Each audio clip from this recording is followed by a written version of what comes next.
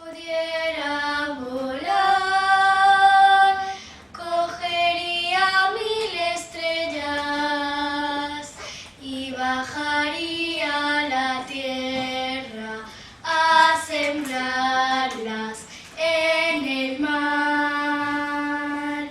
Si yo pudiera parar el rugido de la guerra, compondría la más bella melodía por la paz. Si yo pudiera volar, si yo pudiera volar, llevaría al mundo entero un viejo barco velero cargado de libertad,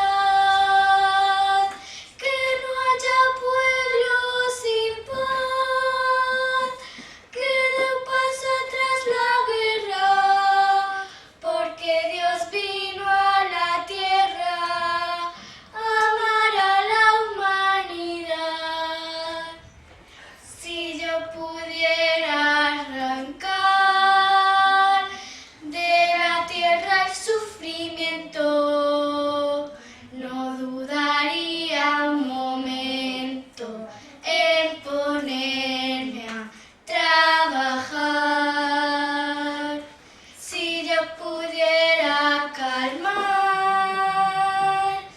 la soledad de un anciano, sembraría con mi mano una flor en cada hogar.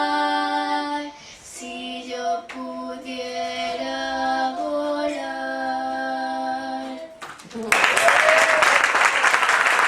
They're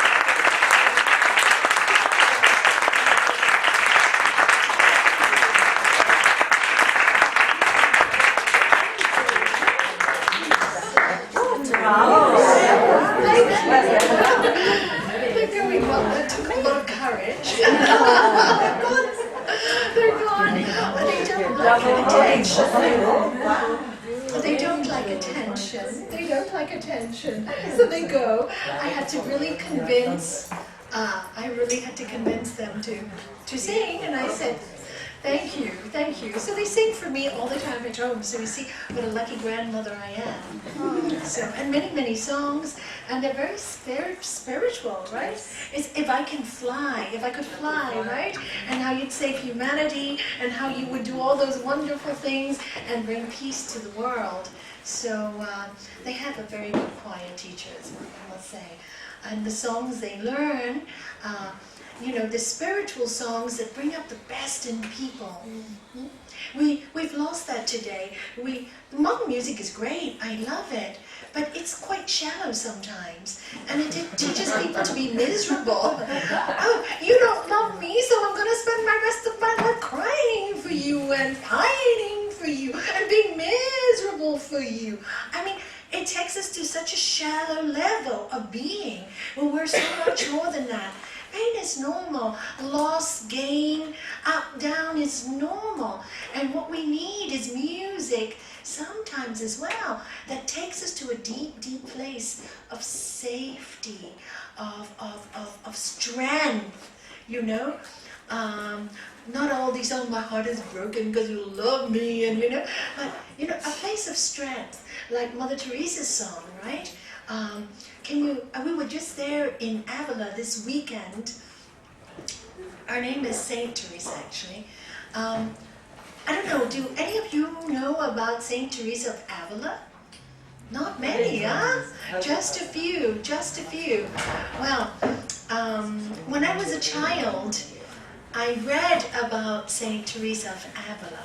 Don't know why, maybe because I went to a Catholic school in Hong Kong.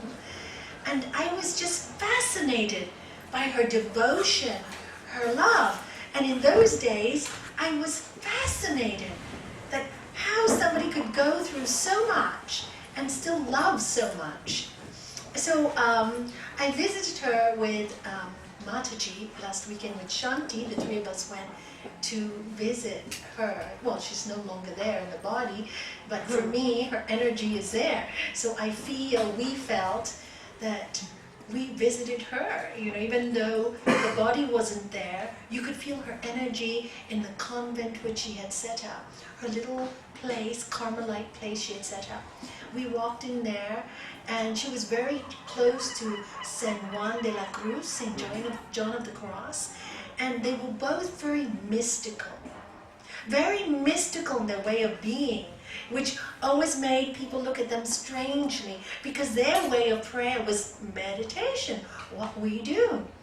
But of course, when you're being brought up with these wonderful values of, you know, let us fly in our sorrow, let us use the sorrow to help all other humanity, when you're brought up like that, the purity of mind is already there.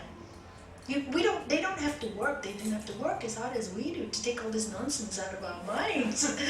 Learn all these techniques, positive thinking, thinking good thoughts, you know, all this stuff we have to do because of the generation we are brought up in, which has been so material.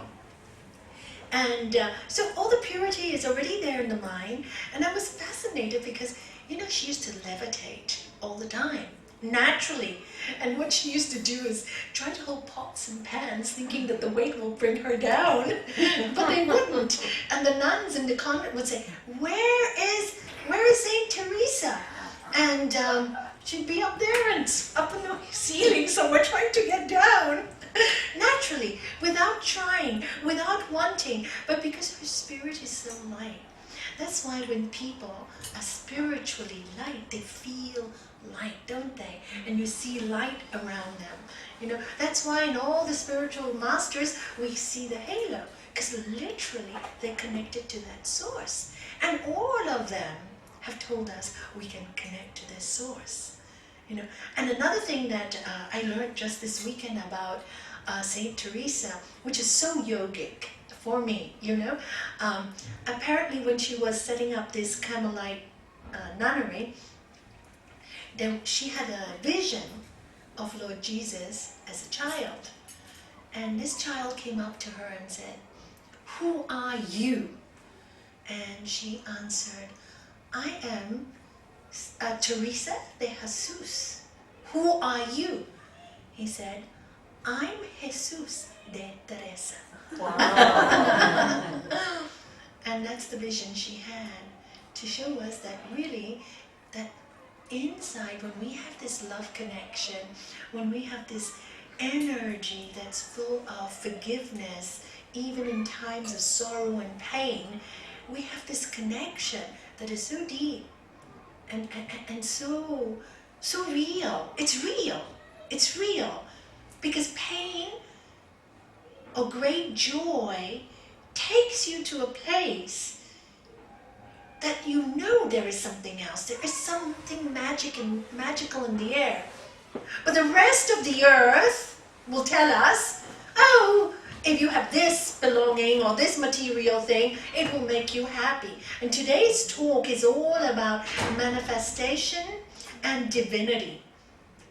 So we are manifestations of divinity. How did we come to be? How did we start?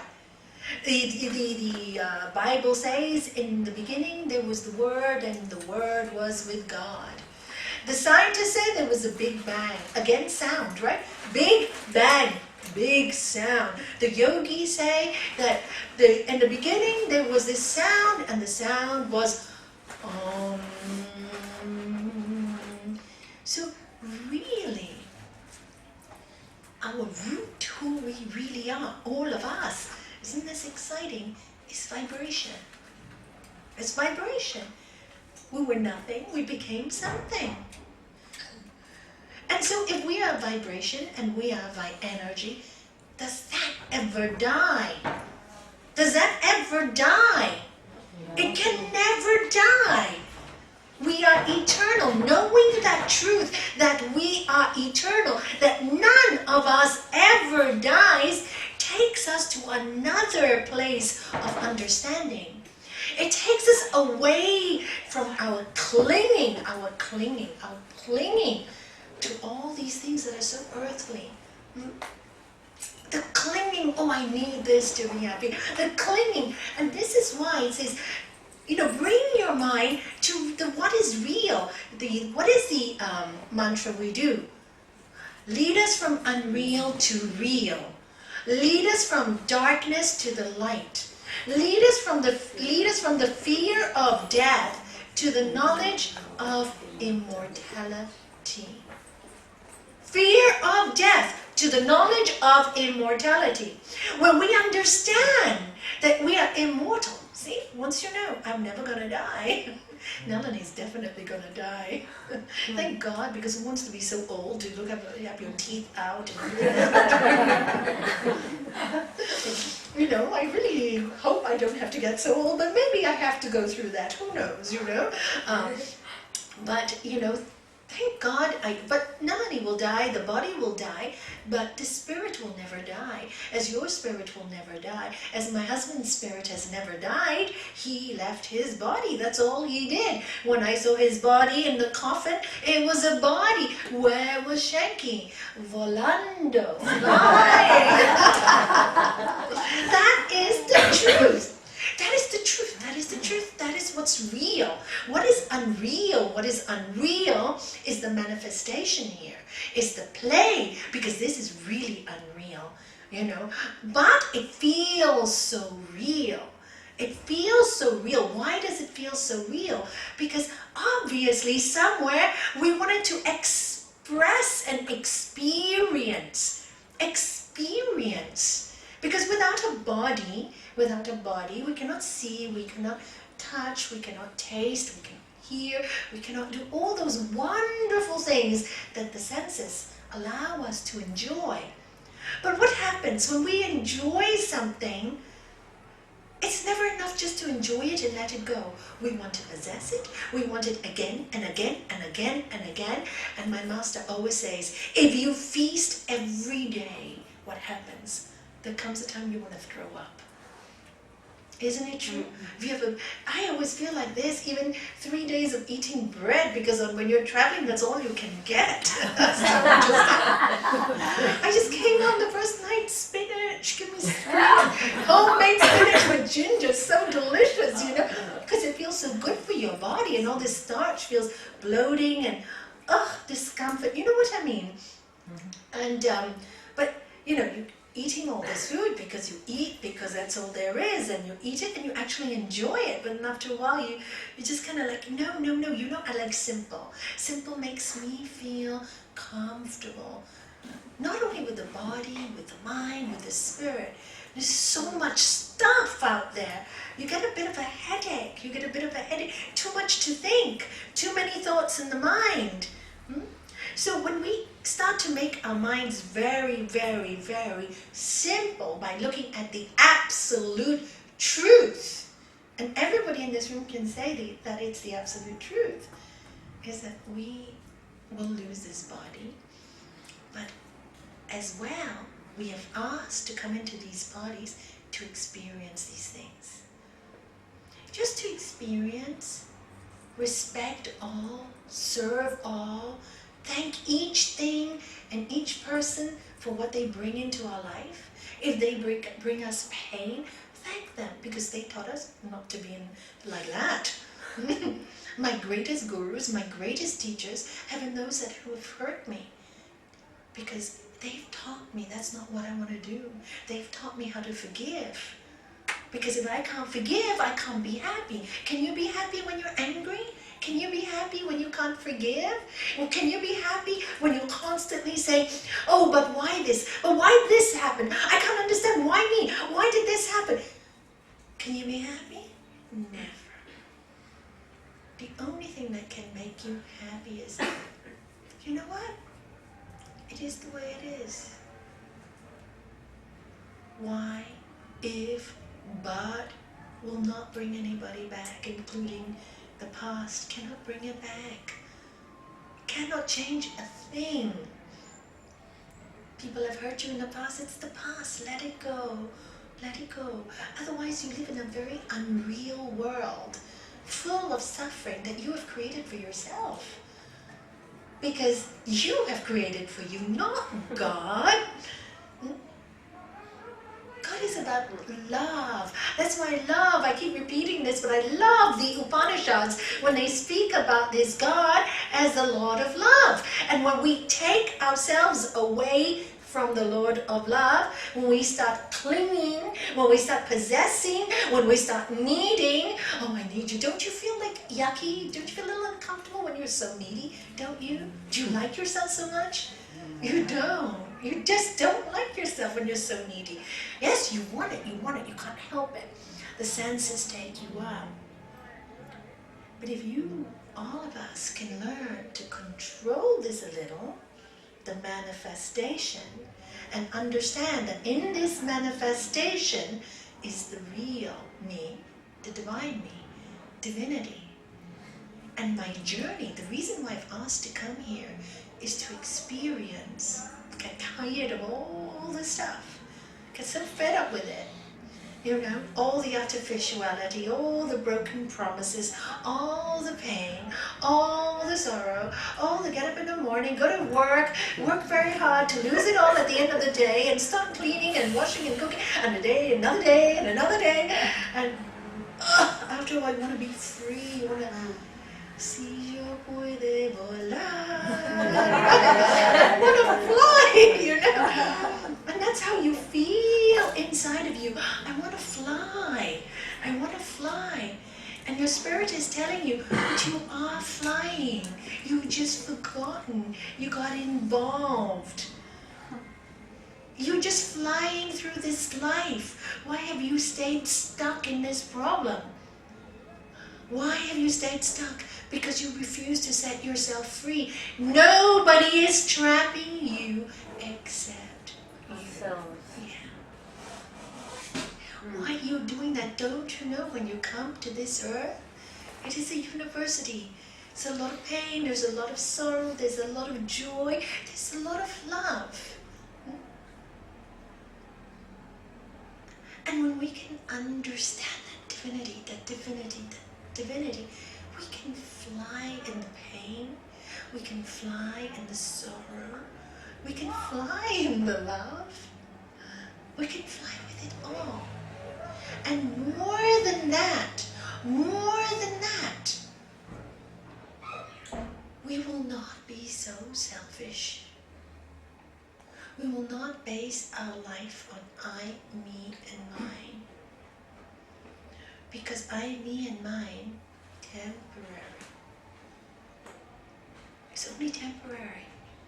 So if I waste my entire life collecting accolades for me, or collecting things for me, money for me, home for me, this for me, time for me, love for me, everything for me, when it comes to the end of my life, where is me? Me is gone. What will maintain is the spirit. And where is the spirit? Everywhere. And when we can focus our life and not drown in our sorrow, but fly in it, we need to take away the me. Yes, it's hard to take away the me. And that's why we have all these practices, right? Oh, we have all these practices. And you know, this is why Master Shivananda and all the greatest masters say, what do they tell us? Serve, love, give, meditate, purify, realize, be good, do good, be kind, be compassionate. When? Do it when? Do it when? Now. Bear insult, bear injury, highest practice. You think you're being good doing that? What rubbish. You're setting yourself free. That's all. That's all you're doing, is setting yourself free when you live like that. And that's why all the religions actually got it right. All of them, the 10 Commandments, all the traditions, they just taught it in different way. But unfortunately, man, like in politics, when they have the power, they want to possess everybody, make new rules, become so selfish, take away the light from people by bringing them fear. When you're in fear, how can you be in love? You cannot be. But somebody can control you. They can control your life when you're fearful of them. Isn't it true? They'll manipulate you. They'll make you feel guilty about everything. Then where is joy? Where is the divinity? Where is the divinity when you're in fear?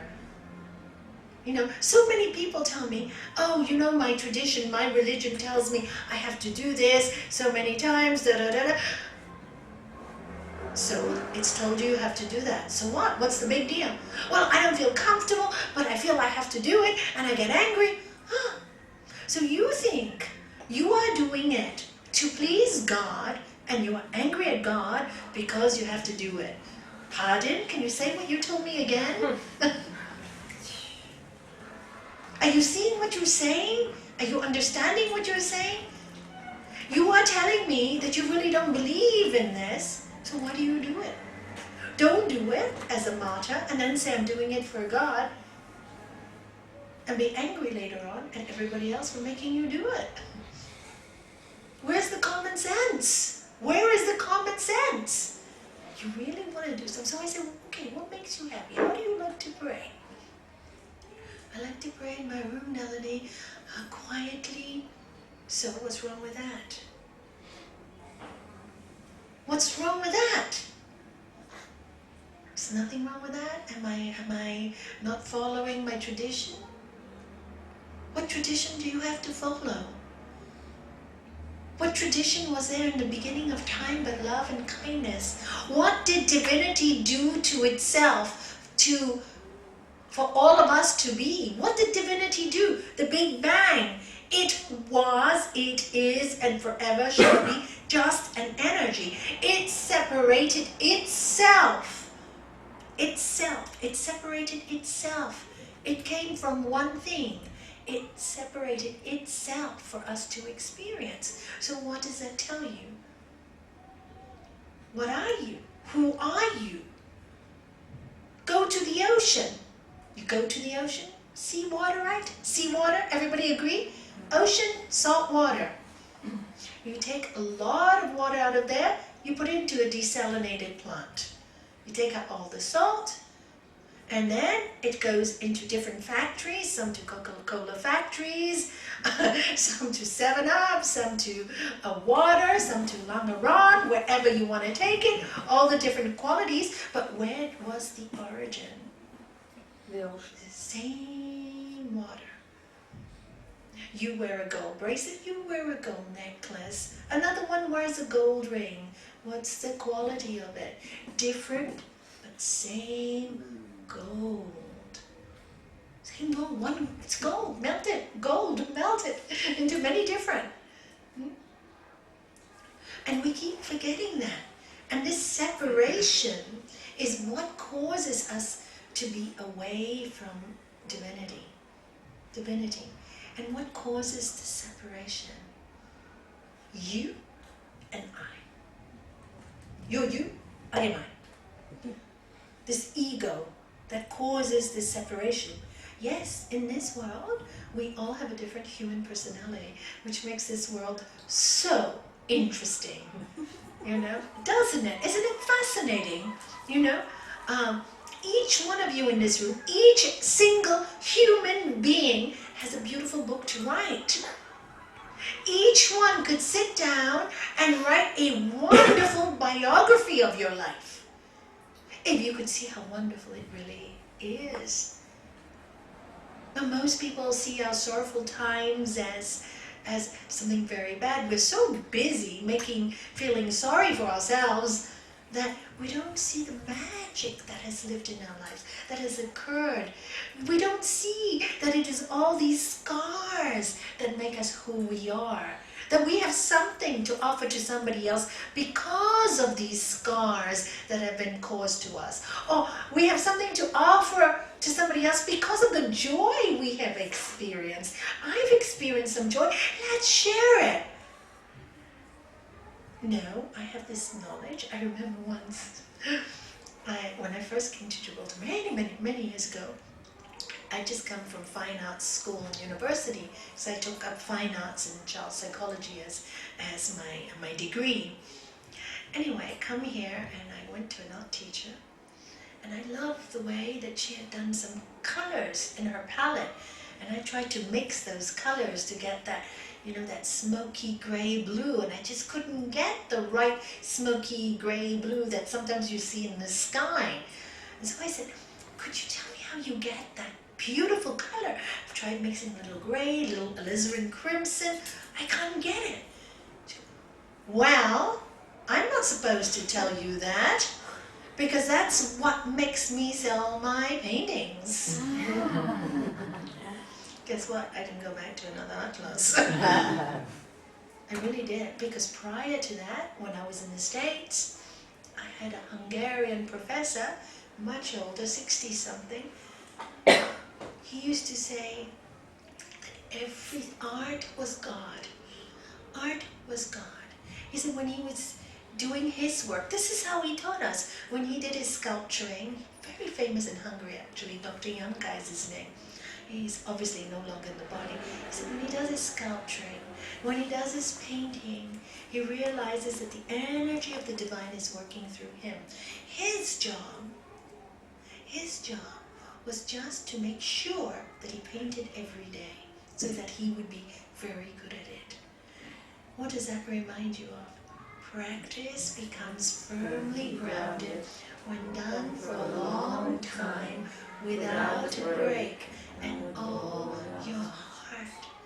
So if you really want to know the divine you the same way as art, then you really have to work with your divine you every day and understand, where am I coming from? Every day question yourself. This is the path of Jnana Yoga, especially when you are miserable. I'm going through I can't take this anymore time, which happens to us. And you know what? Thank God it happens to us. Because if it didn't happen to us, we wouldn't use this very much, would we? We'd just be hoarding stuff all day long and collecting stuff, and at the end of our life go, eeks, I have to leave it all behind, I don't want to go, and then become ghosts and haunt the other people who take it away. Because that's what happens. It's the attachment that keeps you earthbound. You know that, don't you? It's the attachment that keeps you earthbound. But if you want to be free and fly, si yo quiero volar.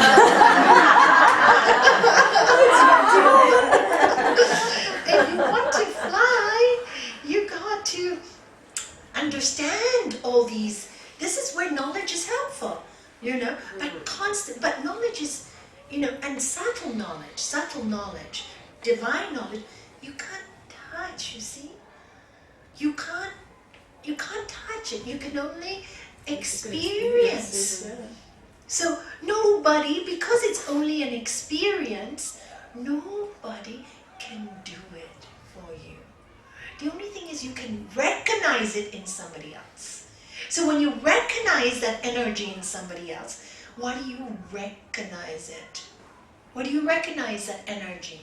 Why do you recognize a great teacher, a great master? Why is it that when I was in front of my master, there was all this, I understood this, these beams that you see from Lord Jesus, the golden light, and well, this is exactly how I felt, that his heart and my heart were like combining lights. Where do you get that attraction from?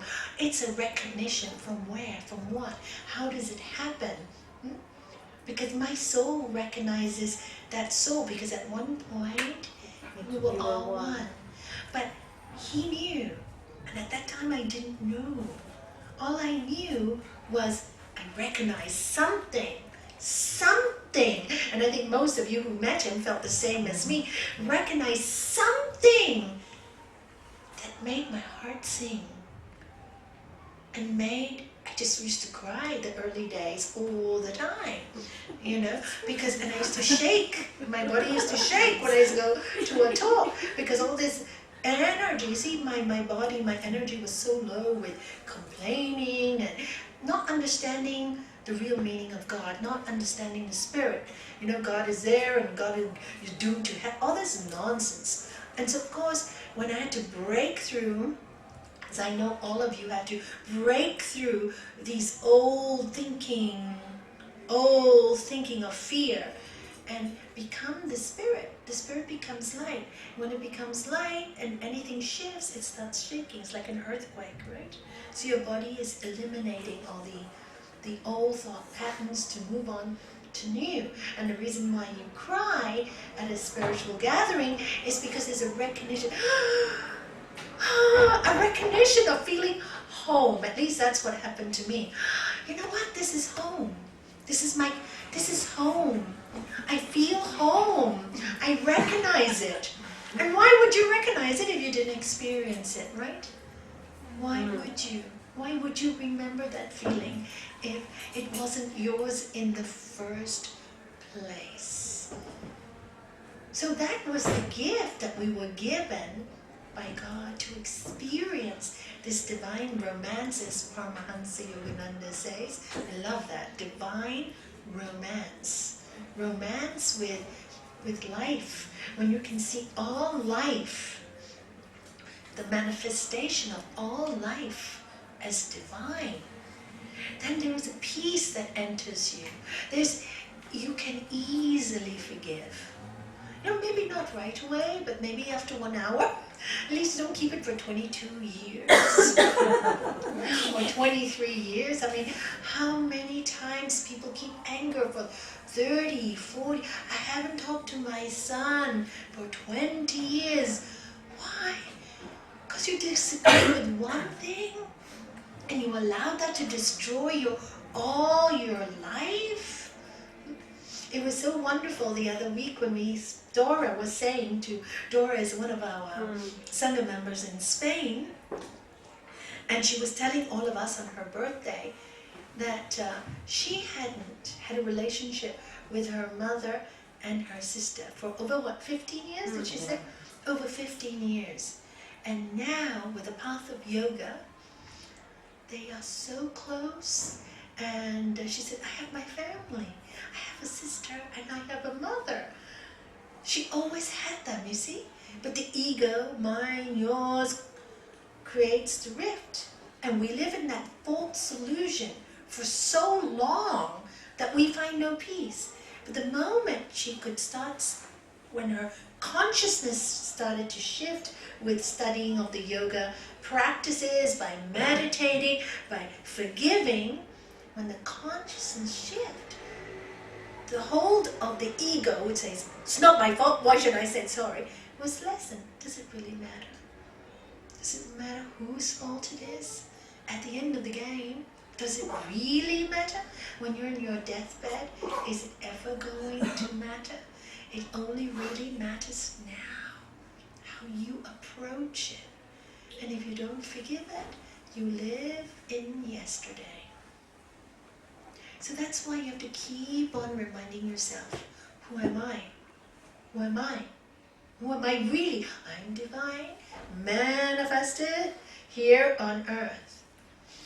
Okay, what do I have to know about my divinity? Do I have these qualities that I love? Everybody does. Everybody does. Do I live in my divine qualities? Most of the time, because it's humans, we fail sometimes. That's also okay, we learn. Or do I live in my clinging, I need, I want, I have to have all the time? Where am I in this world, you know? Where am I? And then when you start to watch the clinging side of you, and the loving, gentle side of you, then you start using your intellect to make the right decisions. You know, it's I think I've said this story before. It's kind of like this American native Indian was telling his grandchildren, do you know In your mind lives two wolves that are constantly battling. Oh yes, grandfather. Yes. One wolf is aggressive, angry, selfish, greedy, lust, etc. And the other wolf is full of kindness, gentleness, sympathy, generosity. And they battle constantly. Oh, grandfather, which wolf wins the battle? Oh, my children, the one you feed most. You feed it. You feed your anger, you feed your sorrow, it grows.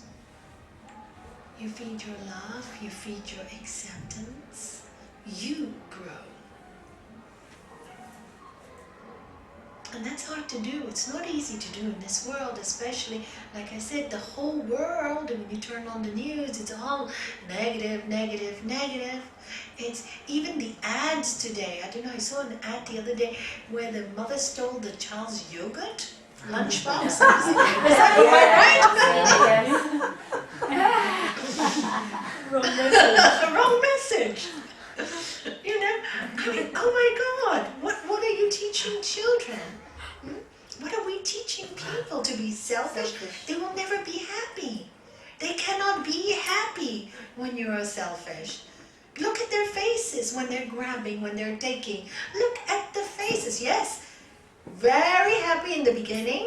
What is nectar in the beginning will be poison in the end. Wait till that child grows up and steals everything from the mom, you know. Because karma is like that. As you sow, you will reap. Don't think anyone is exempt. This is the law of the universe. It's just the law of the universe. Just as a connection to the divine, I call it the phone line to God, is love, peace, joy, sharing, caring, you know, discriminative discernment, knowing when to go where, knowing when to say no, knowing when to say yes, knowing things like goodness is not weakness, understanding qualities like you have to be courageous in order to be spiritual. Have you known any spiritual master that is weak? I haven't. They're forgiving, they're loving, but they've never been weak. Look at Gandhi. Such a little guy. Such a little guy, how strong to get all those beatings and stick up for what he believed in. And stay. That's really something. Stay with what you believe in. Even though you're beaten up, and you stay. That's great strength. And then on top of it, forgive them. Wow, that's saintly. To forgive that way, like Lord Jesus, is saintly. So, when you live in that divinity, that power, there's much you can do in your world. You are manifested, we are manifested for a reason, for some reason. And when we study ourselves, rather than study everybody else, when we study ourselves and how we react to things, and how we so subconsciously been indoctrinated through time, through lifetimes, when we study ourselves and when we see what comes out of our mouth or our brains as not nice, we can see very clearly no connection. There's a dark cloud, we're depressed, we're not happy, the ego feels uncomfortable, your body feels heavy. Every day is a journey to wake up.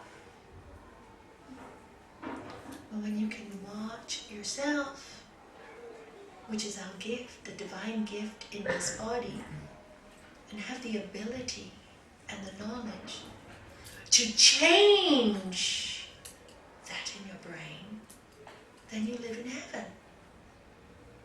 As Gurudev would say, depends on which glasses you wear to look at the world. And that is the divine in us. And this is where we are divine. We have that ability. And this is the knowledge. And most people say, oh, you live, life is depressing, it's so sorrowful. Yes, I really, really agree with everyone. It is. There are days, just, God, why did you create this world like this? Couldn't you have made it a little easier for people? And the answer I keep getting is they don't hear if I make it too easy. They keep forgetting I'm in them. If I make it too easy, people get too lazy. Gurudev always used to say, take it easy, but don't be lazy. And that's what I keep hearing. That's why I don't make it easy. They don't hear. Give them wealth, what do? Come greedy, want more and more and more, and take advantage of the little guys.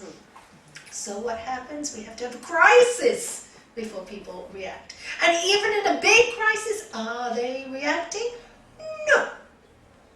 So what happens? There has to be more crisis. Then we have more natural disasters. Hello, wake up. Are you changing your ways? I'm giving you everything. You're abusing everything. Do we listen? No. And this is why we keep getting reminded. But if everybody listened, if your child listened, would it be a need to punish them? There'd be no need. We do your homework. Sure, Mom. Oh, what a good child. No need. Go be happy. Be happy. Do child. Then you'll spoil them. You love them. When they don't listen is when you, okay, if you don't do it, then tonight there's no television. Do you see? It's not that God is doing, it's just nature is like that. Nature is like that. And we are nature's children. Why are we nature's children? Because we are part of the trees and the earth and everything. We breathe the carbon dioxide, the oxygen that the plants give off, don't we? They take in our carbon dioxide, we take in their oxygen. Isn't it clever? Who designed all this? So beautifully designed. And what do we do with all this oxygen? Cut off trees. Sell, make money. Money, money, money.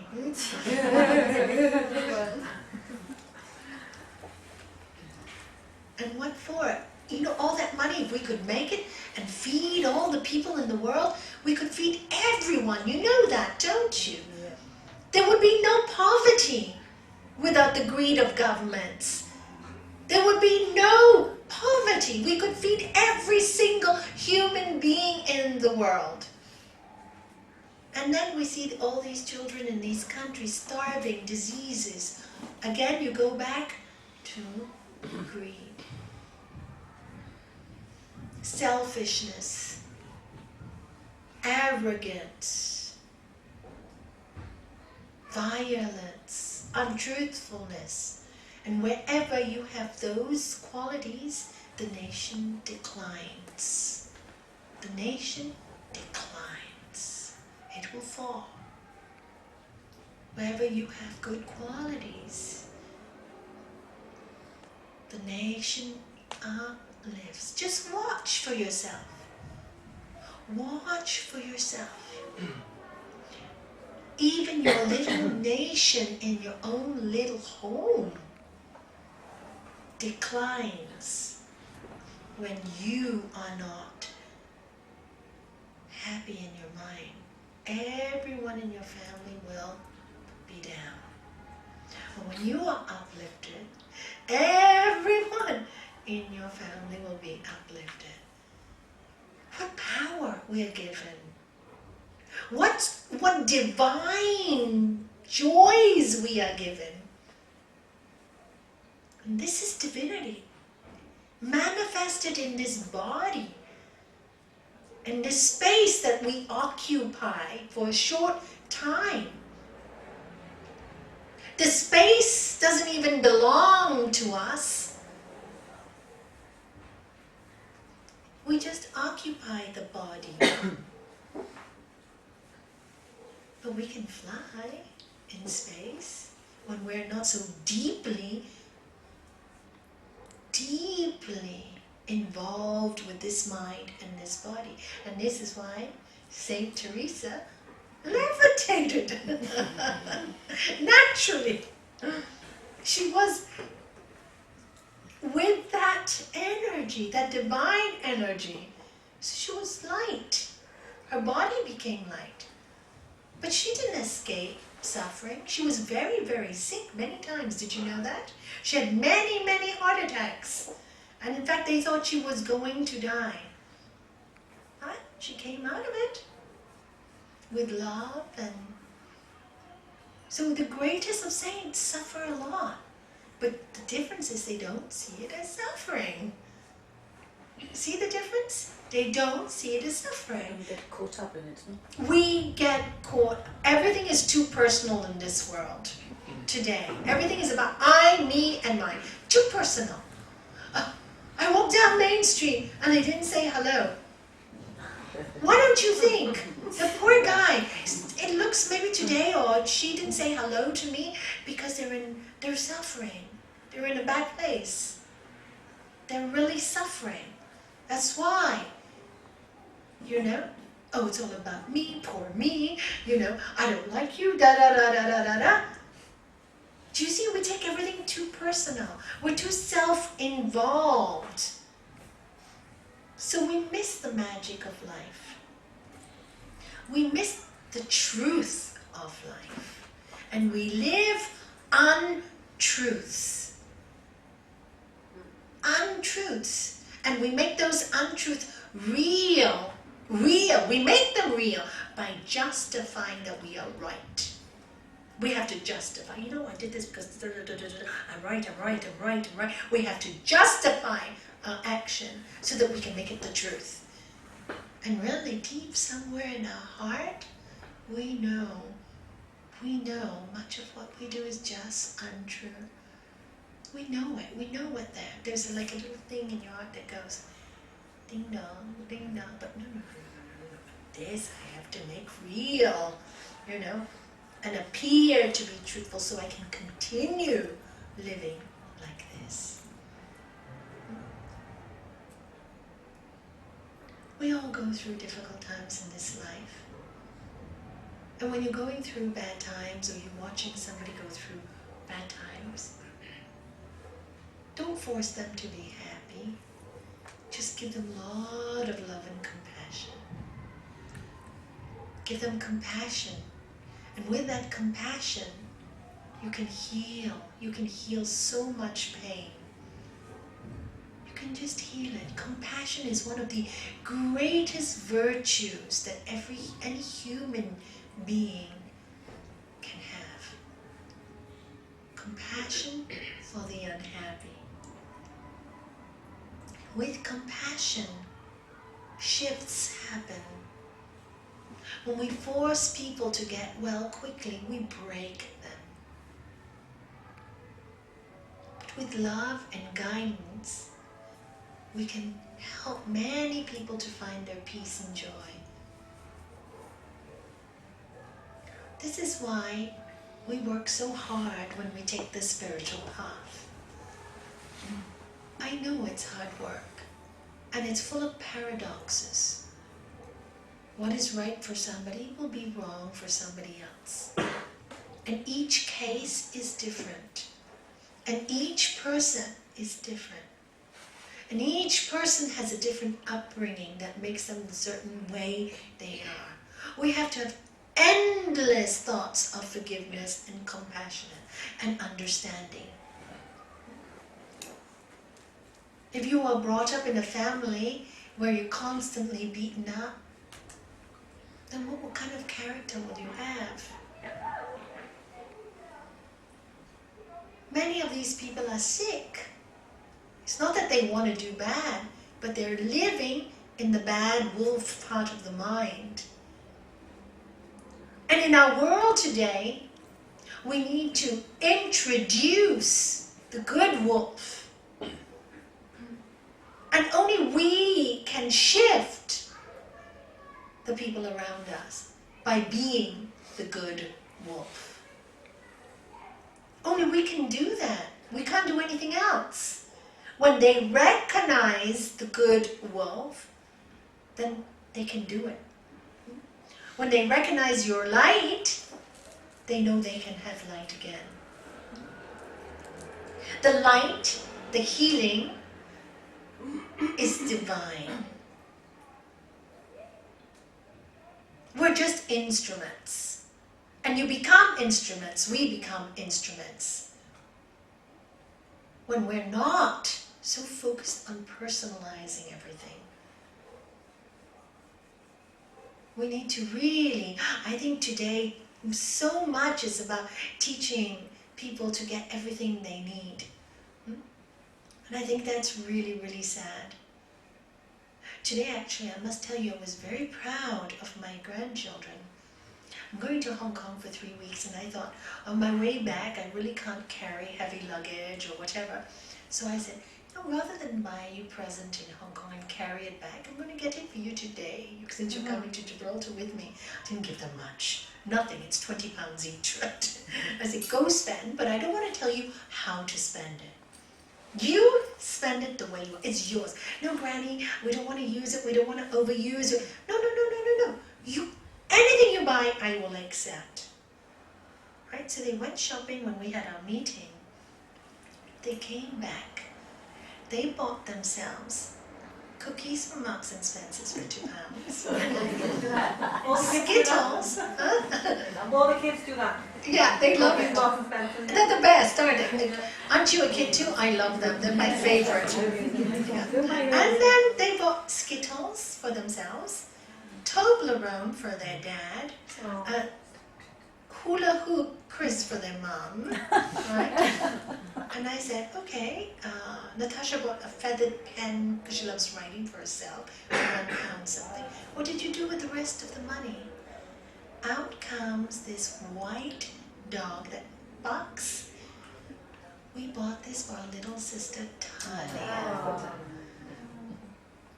And you were there, right? He said, oh, Granny, when we saw it, when we saw the dog, we saw Talia. Talia is my third granddaughter who's special needs. And she was a bit scared of it, but she loved it. We thought, Mom has so many expenses and Dad has so many with Talia. Let's buy her the dog. Oh. And they bought the dog. I was really quite touched. But I was more touched by what they said.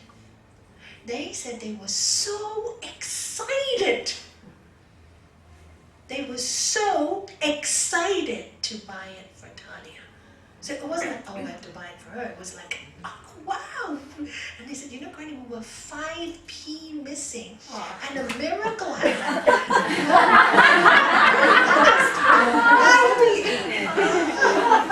A miracle happened because we were counting. And then, she had Granny, because they live in Spain, so we didn't recognize the coin. And then we thought it was like really little, and we looked at it, and it was 5 pence. It's a miracle. 5 pence, a miracle. So, when you see an action like that, and you see how much joy it gives them to be unselfish, why are we teaching people to be selfish? Doesn't make sense, does it? Because they get something for themselves, they play a little while, then they get bored. Isn't it true? Mm-hmm. You get bored with it. When you go shopping, you get a shoe and a dress, you love it, you're so happy. It's beautiful, great, you deserve it, wonderful. Next week you want another one. And next week you want another one. Oh, I've worn this twice. I want more. And we have this rule, you want more, great, have more. Every time you buy something new, give the old one away. It works. Have you tried that? It really works quite well. If you haven't worn it for 6 months, you're not going to wear it again. Some people keep it for 20 years and then they bring it out. You know? Just think how much somebody else could have enjoyed that for 20 years. I was telling them a story last night about, people talk about, oh, God doesn't love us, I never get help. And I had met somebody who was telling me, oh, I'm in such a dire position, I have no money. And the son goes, no, Mom, that's not true. You have a lot of jewels. You can sell them, you are rich.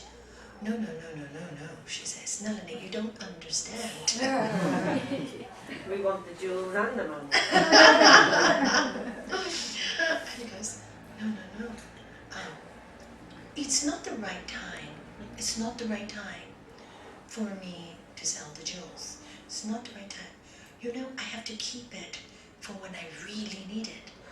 And I look, didn't you just tell me you really need it? And you're really in trouble? And aren't you lucky you have a solution? And the son goes, see, Mom? No, but it's the wrong time. And then he answers her, Mom, it's been the wrong time for 10 years.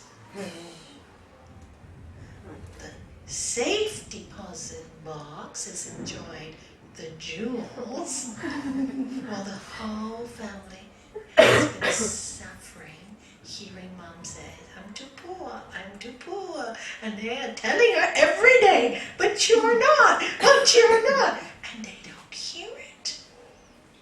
She just couldn't hear it. It was so interesting. And I said, but you are rich. No, Nellie, you don't understand.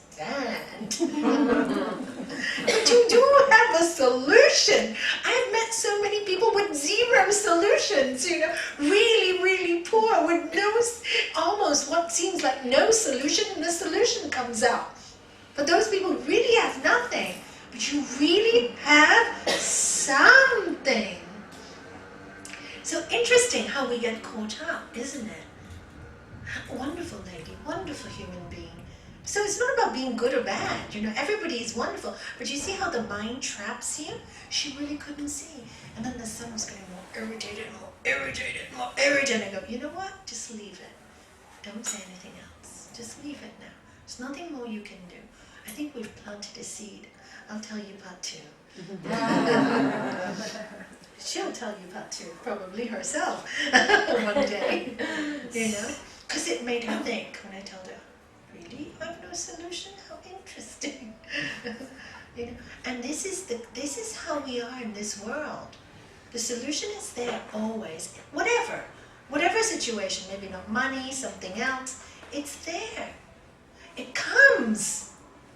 It's divinely sent, but because it's not what you want to see, you'll say, there is no solution, poor me. And there it is. So we miss the magic. When people are suffering, I remember my father, when my sister had her stroke, she was only 38. She was very, very young. She lived in Africa. She had come to Hong Kong for a holiday. And thank God, because in Africa there are no doctors of that quality where she was living in Lagos at that time. And she had the stroke while she was in our home in Hong Kong. And of course, she was really bad the first few months. And still today, she can't walk on her own and she needs assistance, but she's very happy. She's totally accepted the whole thing. And I think a lot of it has to do with my father as well.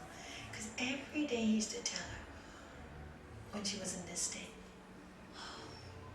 Lavina, you are so blessed that it happened here. We can get you the best doctors. We have maids, we have nurses, we have people. We are here to look after you. God loves you. Maybe your karma was bad, you would have had it in Lagos and you would not be alive. But you're alive, you have life. And she goes, Dad, but I just want to die, right? And he goes, no, you are blessed. Repeat all the time, God is with you, you're not alone. We are with you, you're not alone. What good karma that you are saved. And she really is saved, and she really does live. She's happy now. And you know what amazed me. He kept on saying that all the time. And then when I went down a few weeks later, because I knew a stroke was going to take long, and I told Dad to go away. It's the first time I saw my dad and Mom sob in pain. I said, just go away for 2 weeks. Let me stay with her. You know, don't worry, just get out of this. It was too much. Too much to see his youngest daughter like that. Because she was really in the beginning all twisted and eyes twisted, and now she's pretty, you know, got back her beauty and everything. But it's his words that constantly, even in the worst possible situation, saw the divine that helped her to heal. Really did. Really did. She really would rather be dead. Not now.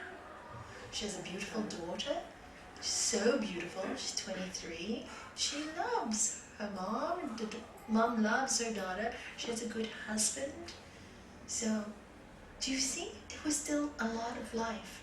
And when you can see the divine in the manifestation of its worst evil, because something like that, so sorrowful, so young, somebody so smart, you know, so sudden happens to your child, and you know they have to live like that for the rest of their life, something so evil in the mind of a parent, and where they found the divinity in that moment, there is healing.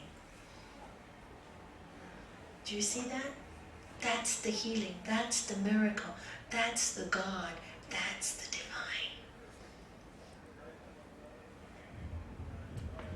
And that's our work in this world. Because we are manifestations of that divinity. We just forgotten, haven't remembered to recognize it in ourselves, because we get waylaid. We should enjoy everything. That's not the point. But don't get waylaid. Keep coming back to everyday practice. Who am I really? How long am I here for? What is really important? Every day do that practice. That is important. More important than brushing your teeth. More important than combing your hair. More important than anything you have. Is the most important thing in the day. Because it's the only truthful thing that you will say to yourself. Really 100% truthful. Say to yourself every day, the divinity is in me. I'm eternal. I'm never gonna die. As the mantra. Asatoma Sadgamaya Tamasoma Jyotirgamaya Mrityoma Amritam Gamaya. Lead us from unreal to real. Lead us from darkness to the light.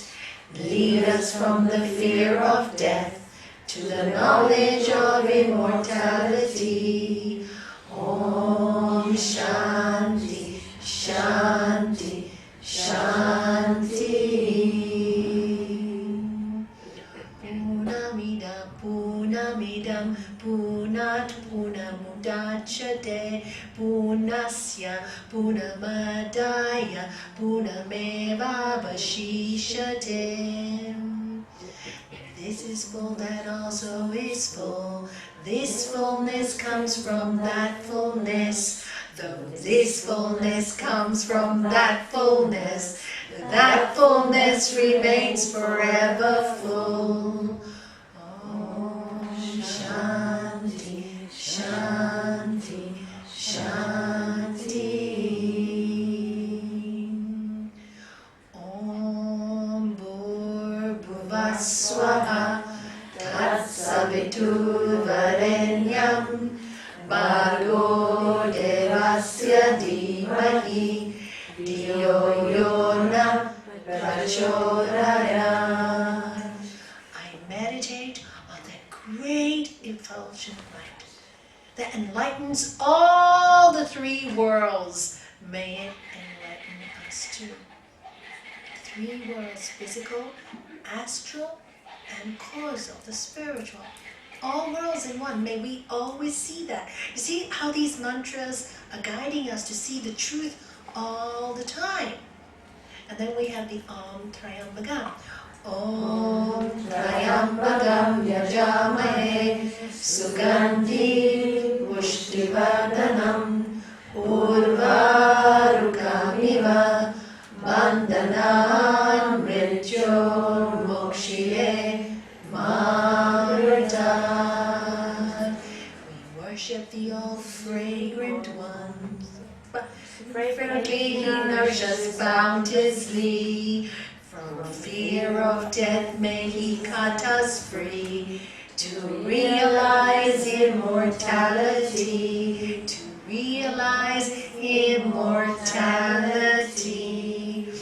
And really the full translation of that mantra, there's a line that's not there, is just as a cucumber when it's ripe and so heavy falls off the tree naturally, so does the human being on realization falls off that tree. So don't worry so much. I gotta be self-realized, I gotta be self-realized, I gotta have I want enlightenment, I want nirvana, I want enlightenment, Nalanie, I want enlightenment. So much stress. No, absolutely. Oh, I am enlightened. But if you don't do this, it's bad luck. If you don't follow me, you're in trouble. Really? If you're enlightened, you know everybody's enlightened. They just forgot it. What nonsense. The rest is nonsense. Everyone is enlightened. All they have done is put this cloud of desire that's covered them and they've forgotten who they are. The black cloud, that's how I label it. And sorrow takes you into that black cloud. So when sorrow comes, watch that you don't drown. That's the only thing. We have to feel the pain. We have to go through it. But just watch that you don't drown. Don't allow yourself to drown. Over grieving, also don't allow. Grieve for the time you need to grieve. But don't allow over because that drowns you. Anything over will drown you. Just watch for the signs. Know, understand. When you know, if somebody tells you, look, on your way to Madrid, you know, this has a road, this road, don't go this way, there's a roadblock, they're fixing the road this way, it'll take you a lot longer if you go that way. At least you know, right? So when it comes to the part that's, oh, I'm going to take the detour and take the easy road, what may seem longer in the beginning, but actually will take me faster there. Do you see? And that's what you get with knowledge, where you would have fallen and taken the wrong road and got crazy and disturbed. You now have the knowledge, and this is how knowledge changes your karma. Having the knowledge will stop you from repeating that same action again that will make you suffer again. And the only time you repeat the same action over and over and over and over again that causes you pain is because of personal desire. You think foolishly that you can't do without it. You can do without everything, anything. You think foolishly. I cannot exist without it. But who are you anyway? You're going to die. So what is this existing you're talking about? You came with nothing. Yeah, you came with nothing and you're going to go with nothing. So enjoy everything. And that's my philosophy. Life is austere enough. Sorrow is plentiful. Joy is plentiful. Both pass. Both pass. So savor every moment. Enjoy every moment. Sometimes you have good food, sometimes food is not so delicious. Doesn't mean you're going to commit suicide because the food is so undelicious, is it? So this is what you do with yourself. You don't get so personal. It's not so delicious, my thoughts today. Okay, that's why I'm miserable. I've caused myself to be miserable. Okay, I can't blame anyone. I've allowed misery to come into my body. I can't help it. Okay, sit with it. Sit with it. And then do some mantra chanting. Whatever mantra. You know, the Saint Teresa one I love. Did you learn it? Do you know it? All of you? Can you sing it? We do it together. We Together, decide yeah. we can. Yes, Please. please. One on our own, we get lost. You want to join Does us, page Rasmi have 25? this in Yes, it's Rasmi's. Yeah, but it's not a CD though. It's one of our No, but I mean the tune? Yes, Yes, yes. they have the tune. So all of you speak Spanish. Anybody not speak Spanish here? Anybody? Wonderful. Everybody, you little bit. Okay, so can we translate that for in English, please? Don't let anything disturb you. Can I say it louder? So can you stand up? They can't hear the voice. Please, just 1 second. It won't take you long. Don't let anything disturb you. Don't let anything shock you. Everything passes. God does not. How would you say Say that? who that doesn't move. Doesn't move from here. Okay. Go away, no? God God doesn't go away. God Doesn't go anywhere. away. Patience reaches everything. Those who have God have everything. Or rather, those who have God have nothing missing. And only God is enough. Yeah. They call it, Saint Teresa calls it God. I call it the big self, the Lord of love. Somebody else calls it Jesus. Somebody else calls it Buddha. All the same. When you sometimes cannot sit in meditation, sing a prayer, say a prayer. That means a lot to you personally. Doesn't matter which tradition. If you want to say, oh, Mani Padme Hum, go ahead and do it. If you want to say, thy will be done, go ahead and do it. Or you want to say, this too shall pass, do it. Do that which helps you. I know what helps me, so I'll do the one that helps me. Find out which one makes you elevate. Because sometimes the mind can't do it. You can't meditate. The mind is too troubled. So pray instead. Prayer will help you, because prayer is asking in a way. Isn't it? And reminding in a way. Reminding. So it takes you there. And then after that you can meditate. Because now you're a little bit calm.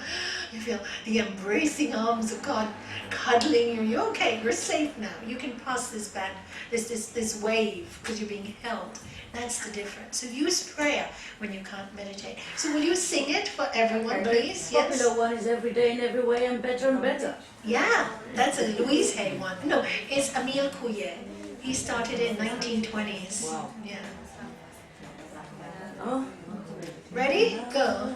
Nada te turbe, nada te espante, todo se pasa, Dios no se muda, la paciencia todo lo alcanza, quien a Dios tiene, nada le falta, nada le falta.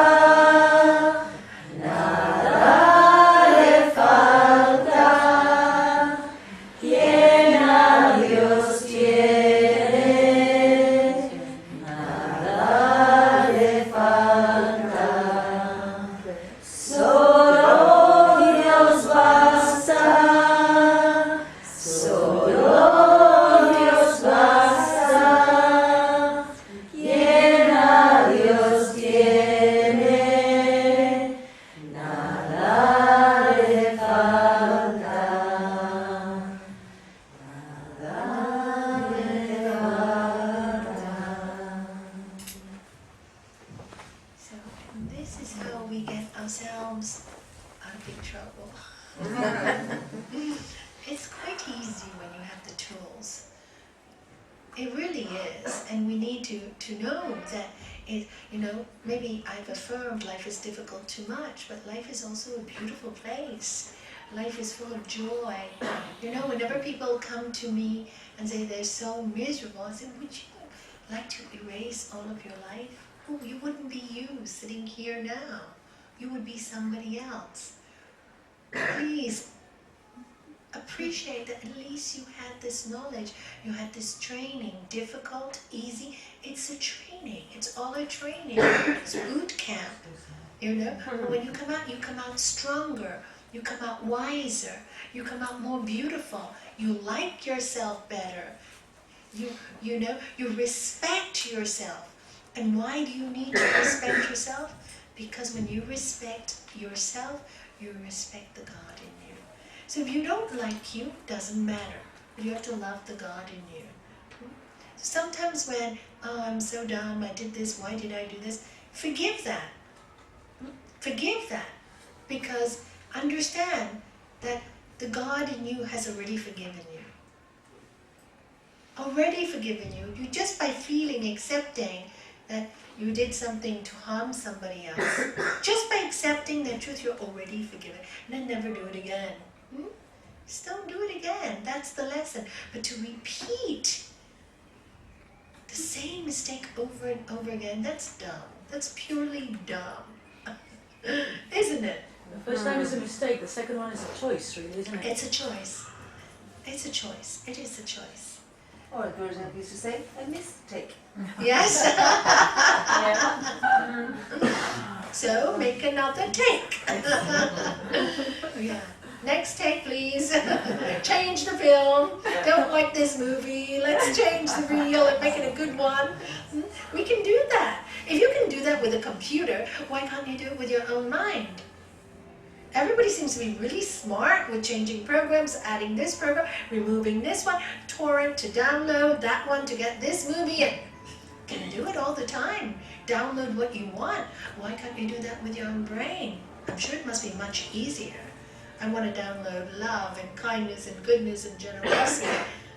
I want to offload the virus of greed. That antivirus.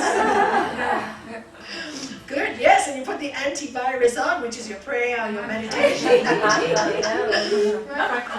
Yeah, your practices are your antivirus. So that's what you do so they don't go into your body and your mind. I mean, it's man that created the computer, so how much more can we do with this computer? How much more are we capable of doing? So if we can invent something like that, it's quite something when you think about it. So we'll finish off. Any questions? First, any questions? Yes. I just wanted to share something that happened in class today that I thought was very cute. We were doing science with the year ones, 6-year-olds, and I had the seeds on the table and the plants and flowers, and we were discussing the functions of the plant. And this little boy is playing with the seed and then with the flower, and I hear him out of earshot go, God did a good job. It was really adorable, and it just sums everything up. Yeah, exactly. So simply true. It's been playing on my mind throughout the whole of the day because I thought the little 6-year-old kind of knows that. Yeah. We kind of lose it, no? That's it. As children, we all knew it. We had magic in our lives, We played. We had our imaginary friends, and we knew there was another world, a subtle world. And then, we're told we're crazy when we talk about other things, so we learn to forget. We're not encouraged, and this is the difference. But thank God it's all changing. All of you, being a teacher, and all of you with young children here, will change the tide for the new generation. Really, you will. It's fabulous to know that the world is going to be better and better and better, not worse. But of course, when you're washing something first, Gurudev always says, the first wash, the first cycle comes out black, right? When you're taking out the dirt. So it always looks worse before it gets better. So this is what's happening with our world. That looks worse before it gets better. But there's actually a cleansing happening very subtly, with many people being aware of the Spirit, many people driven to do good and be good, many people driven. I have met such incredible human beings in my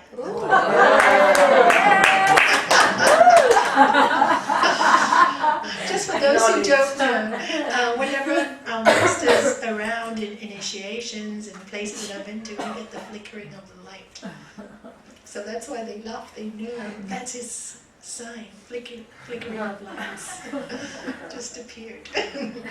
So, and that is the truth. That is the truth. And we'll get signs of approval all the time. Happened to Avila, I don't know how many times.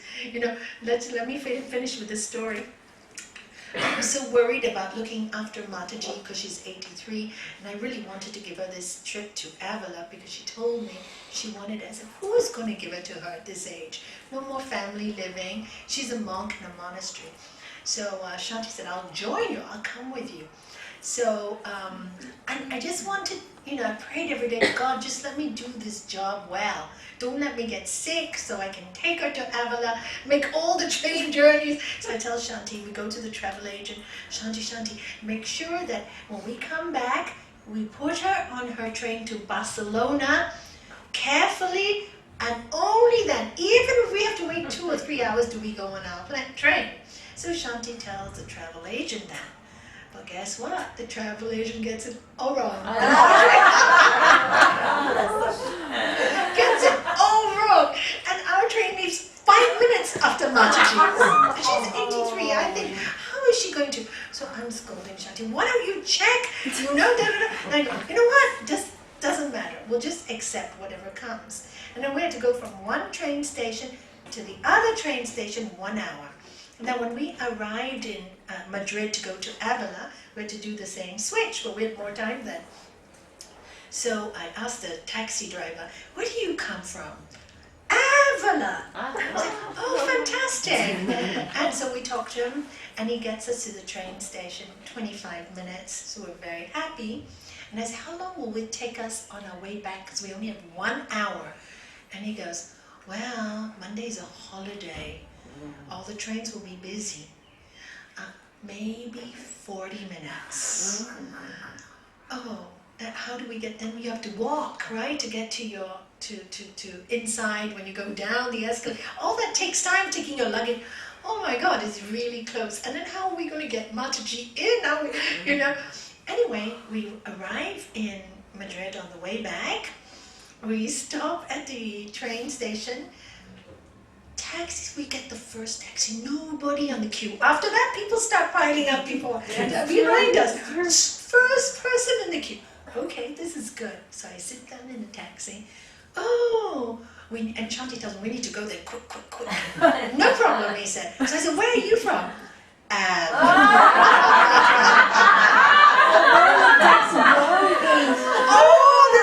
Thousands of people in Madrid and both taxis.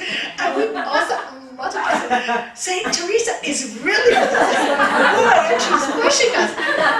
No traffic. Everywhere people, traffic. Even the guy in the ticket station on the way there said, I said, Shanti, go find out. I'm worried about my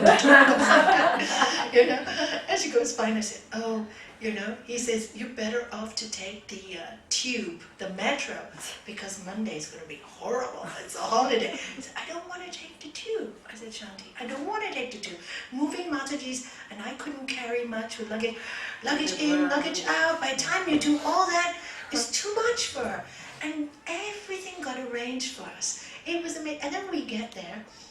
So I said, now the next job is to find Mataji, somebody on the train. Our departing station. To each other? Yes. No. Yeah, two ways. Just say, but on the same platform. Not on the lower platform. We're on the same platform. So I told Mataji, okay, Mataji, we can't go to the train with you, but I'm going to find you someone who will take you to the train. And where Mataji is checking in, one of these people who check the airport, managers of the train station, happened to be just there. So I went up to him and said, please, I can't leave her. She's 83. Somebody has to help her with her luggage. Don't worry. And she got looked after. So it was like everything works so easily, And when the reason why I'm telling you this story is because, many times, even though obstacles come, when your intention is pure, I want to be comfortable, I want to go on my train, relax. No, it was none of it. It was Mataji, you know what I mean? God, I invited her to Avila. Last thing I want her to do is suffer. Don't be on my back. And when your intention is good, it's like the gods just make everything work for you. And even Mataji would say, milagro. It was 15 minutes minutes in the taxi. 15 minutes. You know, Yeah, just it was- we were like flying. And he said the word fly. He said, I'll fly you there, the taxi driver. So that's the wonderful thing about life, that energy when you work with divinity, not for yourself, but for the betterment of all. And I even told Shanti, if I don't get her on the train properly, we'll miss our train. I don't care. We'll go on the later one. I really don't care. Would we have to pay extra? We pay extra. We get her safely on that train. So when you work in divinity, you know, not because I'm unselfish, it's just that because she's 83. If I was 83, would I like somebody to dump me? You know, you have to put yourself into somebody's shoes.